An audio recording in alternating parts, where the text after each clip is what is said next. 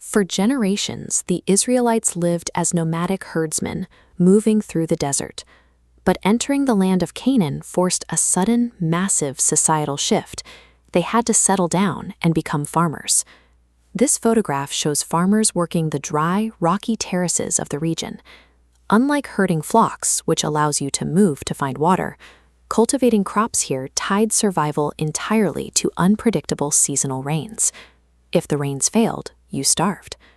They were surrounded by entrenched Canaanite city-states that had farmed this difficult land for centuries. Locals possessed an established system designed specifically to secure the one thing everyone desperately needed: rain. This cuneiform tablet, found in Ugarit, outlines the theological framework of that system. The text details a constant mythological conflict. A central deity battles against Yam, representing the chaos of the sea, and Mot, the embodiment of drought and sterility. This carving depicts that specific deity, Baal Hadad. Notice his raised right arm wielding a thunderbolt. He was worshipped as the god of sky and storms. His mythological cycle of defeating drought perfectly mirrored the seasonal anxieties of the local farmers, tying his worship directly to elaborate fertility rites and sacrifices. Faced with the brutal reality of agrarian life, the Israelites slowly integrated these local rituals into their own routines. The Book of Judges records them repeatedly serving Baal alongside their covenant traditions. This widespread idolatry began out of sheer necessity. It was a desperate, pragmatic compromise, an agricultural insurance policy born out of the terror of a failed harvest. Over time, this quiet cultural compromise escalated. By the time King Ahab ruled the northern kingdom of Israel, the dynamic shifted entirely. Looking at these sprawling stone ruins in Samaria, you can see the scale of the capital Ahab built. His marriage to Jezebel, a princess from the prominent Phoenician city of Sidon, turned Baal worship from a localized farming habit into a heavily funded, state-sponsored religion operated directly out of the royal court.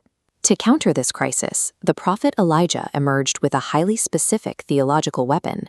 He declared a total, unyielding drought over the entire region.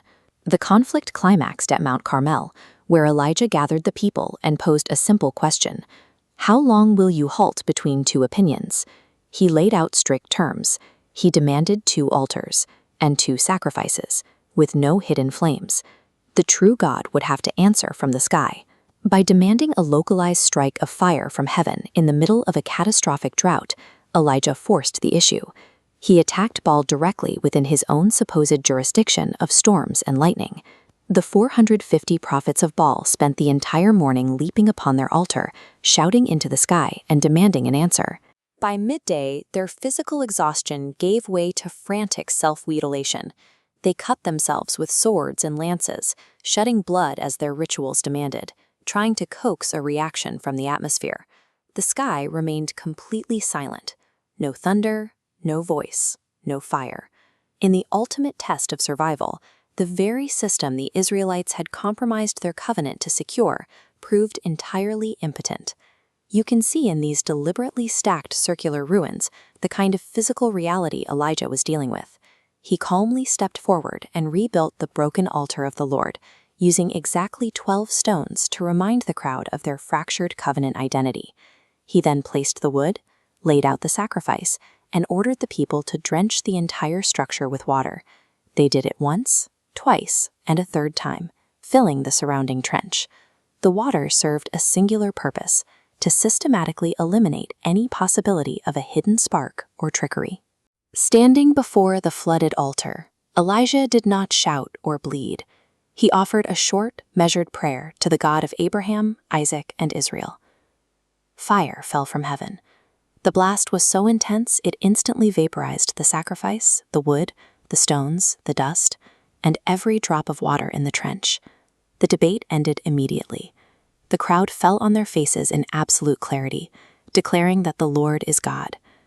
Despite this decisive victory, the cultural pull of idolatry persisted. Later prophets like Hosea and Jeremiah spent their lives fighting this exact issue, reframing Baal worship as spiritual adultery against an exclusive covenant. The historical tragedy of Baal stands as a universal warning.